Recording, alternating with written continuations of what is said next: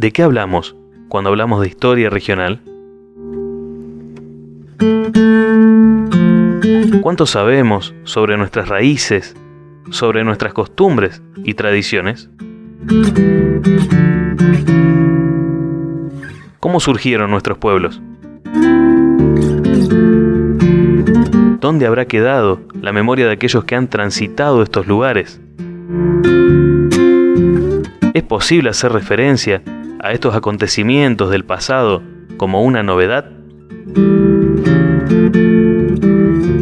Con estos interrogantes, les damos la bienvenida a este espacio que hemos llamado Novedades del Pasado. Una propuesta que nos hará conocer la identidad de los pueblos de nuestra región y su construcción histórica. En este programa, la historia de Puerto Gaboto.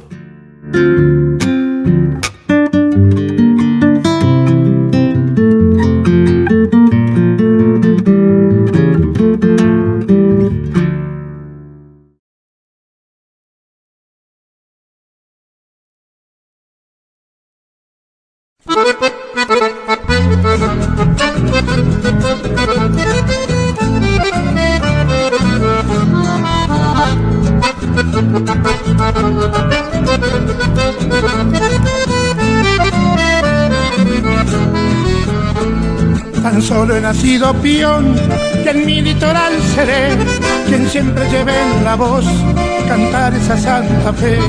Y en noche de luna llena se escuchan los camatá, y una horita vale 4, que suelta un zapucay. Paisano, ¿a dónde va? Me voy a Santa Fe.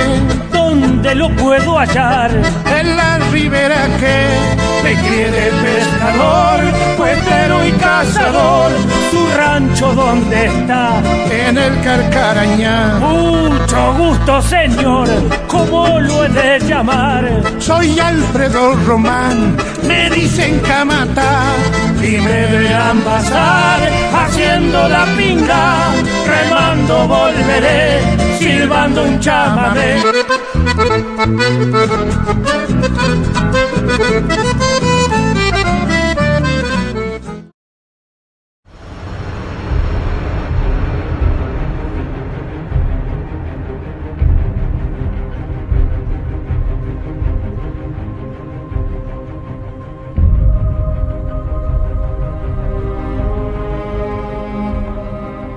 Puerto Gaboto, el lugar donde comenzó nuestra historia.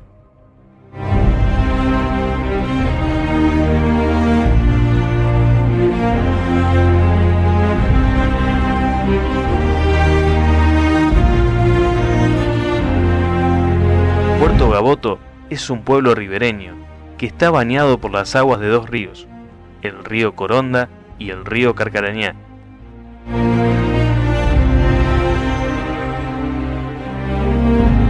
Por sus calles de tierra y su tranquilidad de pueblo, se esconde una de las historias más increíbles y olvidadas.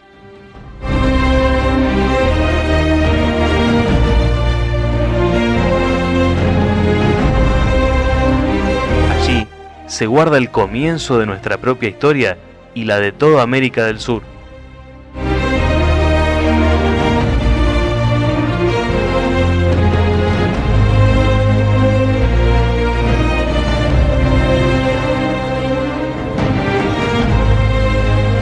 Pero, ¿cómo surgió Puerto Gaboto? Debemos remontarnos al siglo XV.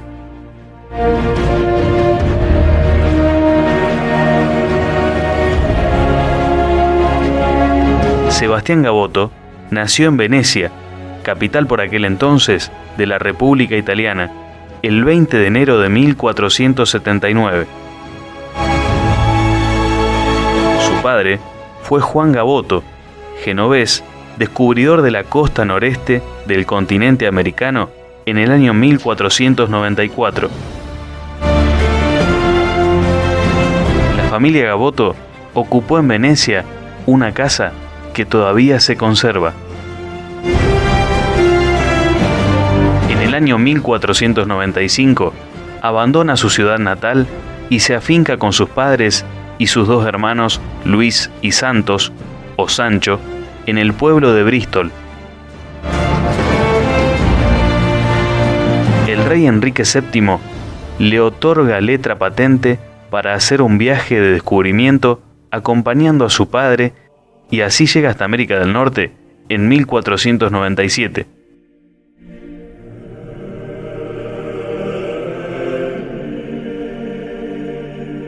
En Inglaterra se anglicaniza el apellido Caboto de origen por Cabot, lo que dio pie a muchos historiadores que lo consideran inglés.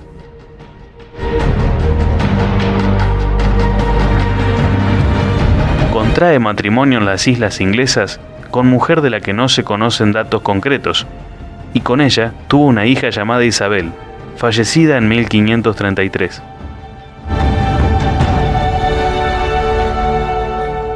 Después de la muerte de su padre, en 1498, Sebastián capitanea los barcos que partirían desde Bristol para el Mediterráneo y otros mares, ganándose la vida alternando con la cartografía.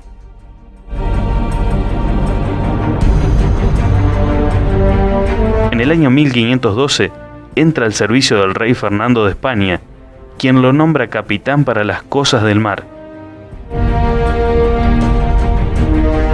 Por haber enviudado, se casa de nuevo en España con Catalina Medrano. En 1517, muerto el rey Fernando y coronado Carlos V, Sebastián Gaboto es nombrado piloto mayor del reino. El emperador lo destina capitán general para una expedición a las Molucas. Previamente, había participado en la despedida de las expediciones de Juan Díaz de Solís y de Hernando de Magallanes, y en la famosa Junta de Badajoz, para firmar los límites de las posesiones españolas y portuguesas. El 3 de abril de 1526, zarpó del puerto español de Sanlúcar de Barrameda una expedición de poco más de 200 hombres al mando del piloto mayor del reino y capitán general Sebastián Gaboto.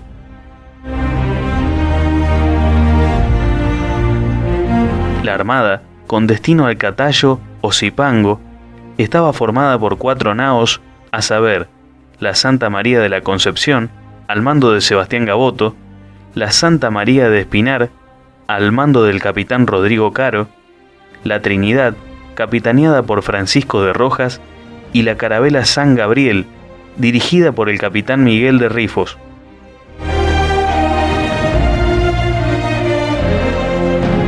Las naves tocaron las Islas Canarias, en ese momento llamadas las Islas de Palma, el 10 de abril de 1526. Estuvieron a la altura de las islas del Cabo Verde aproximadamente el 8 de mayo, y luego recalaron en las costas brasileras, en Pernambuco, días antes del 20 de julio de 1526. Arribaron a la isla Santa Catalina el 19 de octubre del mismo año, y al puerto de Los Patos el 2 de noviembre. En la isla Santa Catalina naufragó la nave capitana y fue construida en su lugar una galeota bautizada con el nombre Santa Catalina. Reanudado el viaje, llegaron a la entrada del río de Solís, Golfo de Santa María, el 23 de febrero de 1527.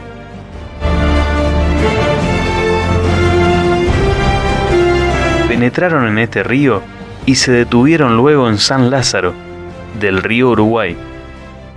De allí, las naves de mayor calado, la Santa María del Espinar y la Trinidad, fueron conducidas por el capitán Grajeda a un lugar sobre el río Uruguay que llamaron San Salvador, o Puerto de los Naos.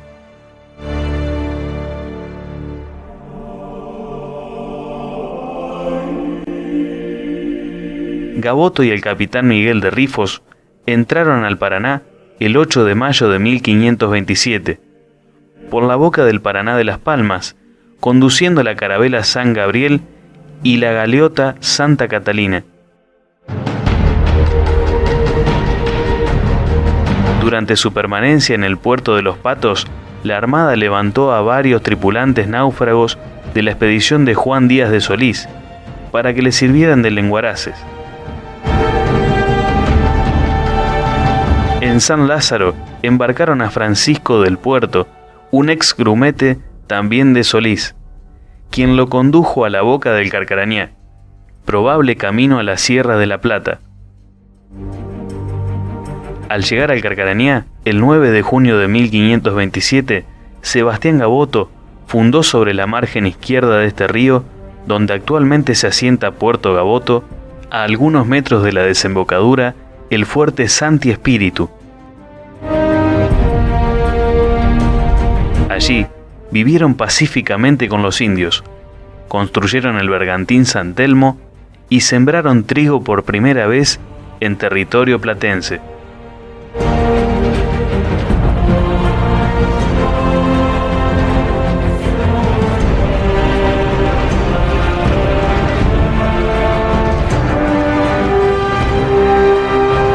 Llegado al Carcarañá, Sebastián Gaboto hizo 20 casas de paja y madera. Las viviendas no estaban juntas, sino separadas entre sí, pues cada una contaba con sus heredamientos y cortijos para cultivar en ellos la huerta. Después de hacerse de este modo el pueblo de Santi Espíritu, se comenzó a levantar el fuerte. Primero, se construyó la cámara de Gaboto, con material harto fuerte. Las paredes eran de tapias, tierra cernida y apisonada, y los techos de paja. Servía de posada al capitán general y en ella se guardaban todos los bienes de valor de la expedición. Se utilizó también como oratorio.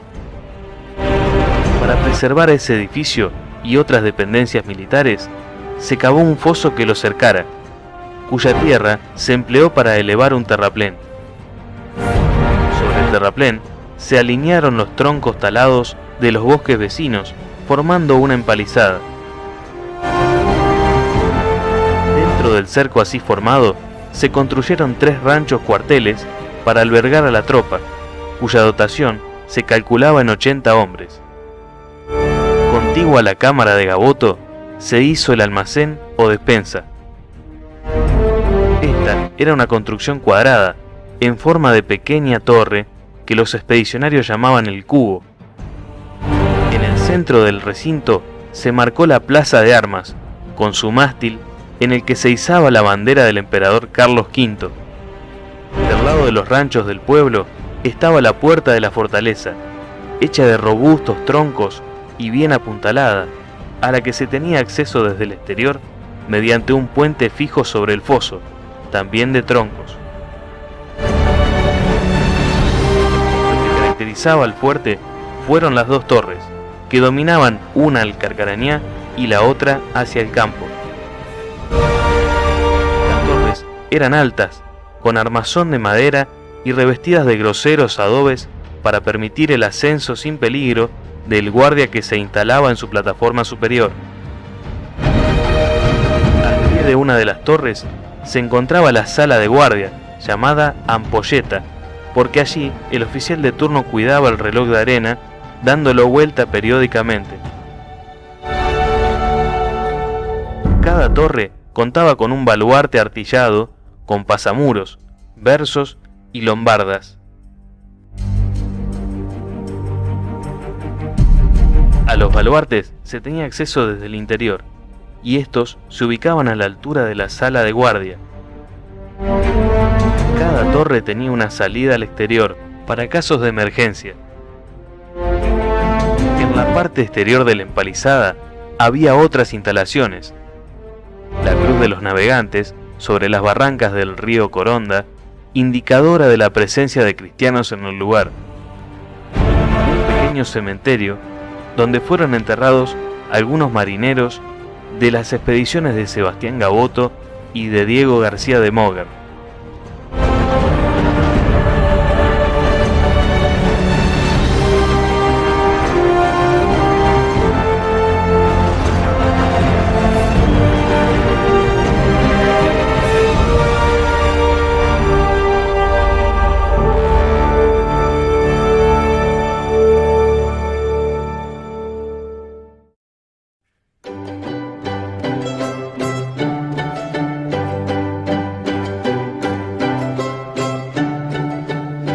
extractos del libro Puerto Gaboto, Génesis y Desarrollo Histórico-Social del primer pueblo argentino, escrito por el profesor Ricardo González.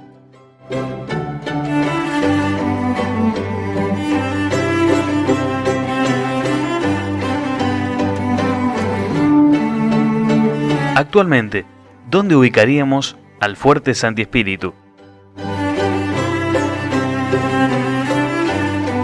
Recientemente se han hallado restos del fuerte mediante un trabajo arqueológico financiado por el Consejo Federal de Inversores.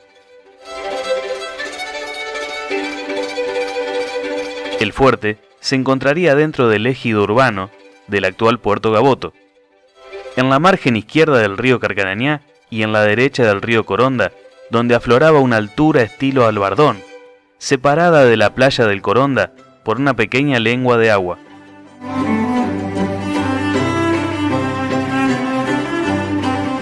Este terreno alto, de aproximadamente 200 metros de largo por 100 metros de ancho, era un lugar ideal para levantar el real.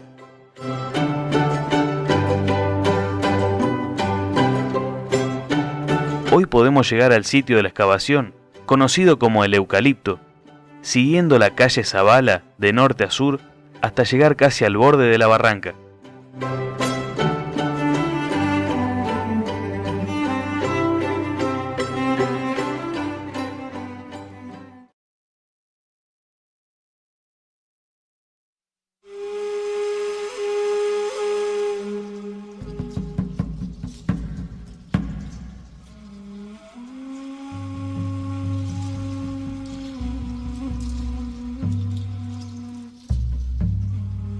¿Qué encontraron las expediciones españolas en estas tierras? Hablaremos entonces de los pueblos originarios.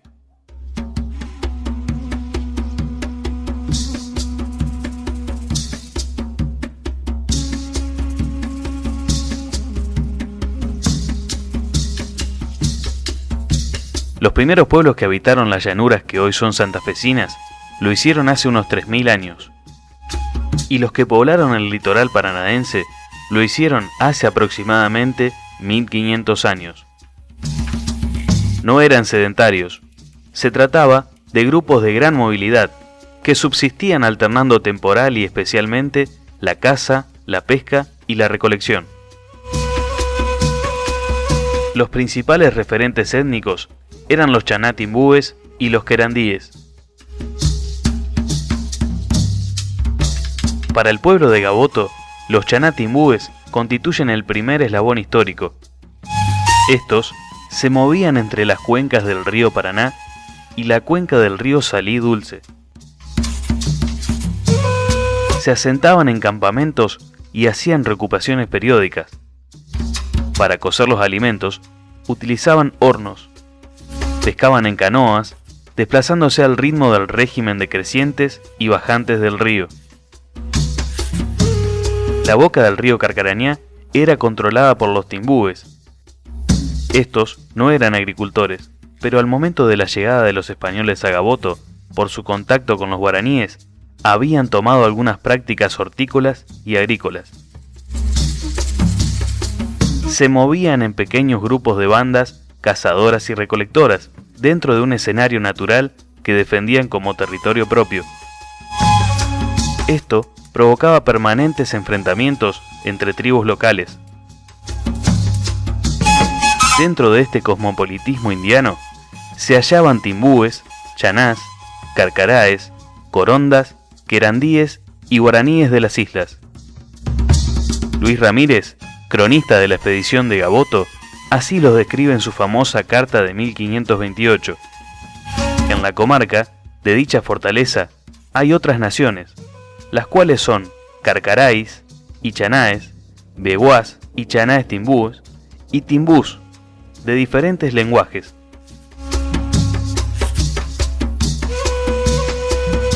Los datos etnográficos no son tan claros como para que nos permitan una dilatada y correcta exposición de la cultura material y espiritual del pueblo chanatimbú, teniendo en cuenta las características que parecieran ser comunes a los pueblos del grupo del litoral. Todos estos comían maíz, carne, pescado. Los carcarades y timbúes sembraban maíz, calabazas y habas, y todas las otras naciones no sembraban y su mantenimiento era carne y pescado. La pesca era considerada como un medio de subsistencia importante. La practicaban todos los grupos, sirviéndose de canoas de 20 metros de largo. Cuando tenían excedentes de pescado, los conservaban secándolos al sol y ahumándolos. Extraían de él gran cantidad de fina grasa, y en esa misma grasa, los timbúes freían unos bollos de tierra que ingerían a modo de pan. A esta costumbre se la denomina geofagia. La economía está basada principalmente en el cultivo y la pesca. También practicaban la caza de venados, avestruces, nutrias, entre otras especies. En la recolección sobresalía la miel, vainas de algarrobas, raíces y caracoles. El armamento consistía en arcos cortos y flechas con puntas de madera o hueso. En zonas donde existían piedras, eran estas utilizadas para la confección de puntas, boleadoras y piedras de honda. También se mencionaba el propulsor y la macana.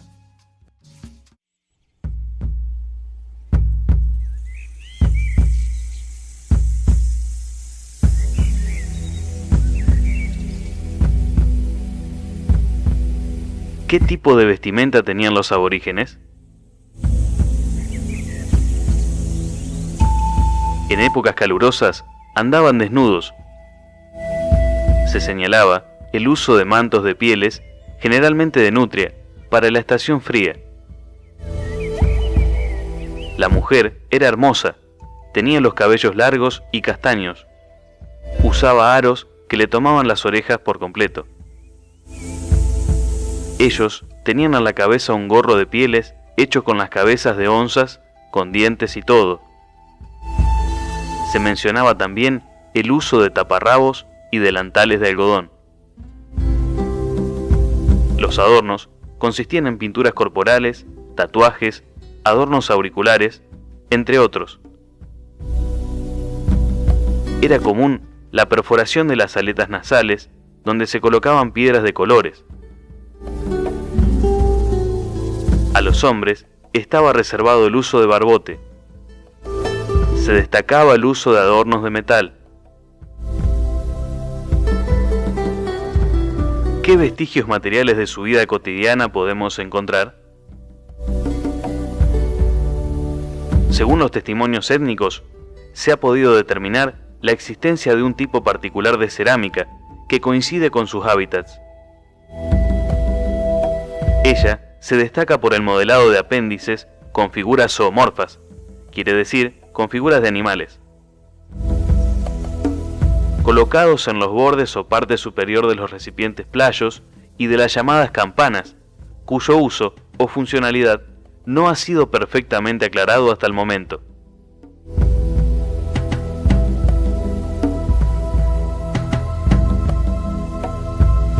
Este tipo de decoración es incisa con guardas y figuras geométricas.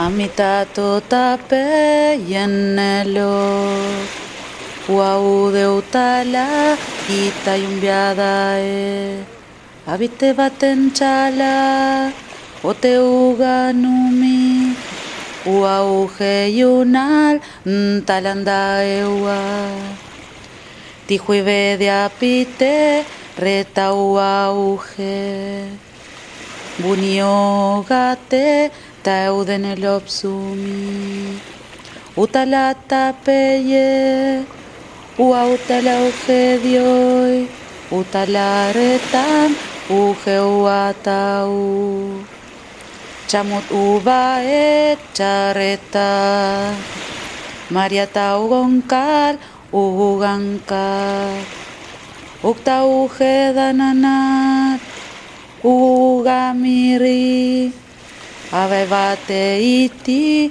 eita yo ten vole. Gote utaku kuntai. Retan bate ti hui utala. Utala tapei abipeuti huinem. Utala tapei abipeuti huinem.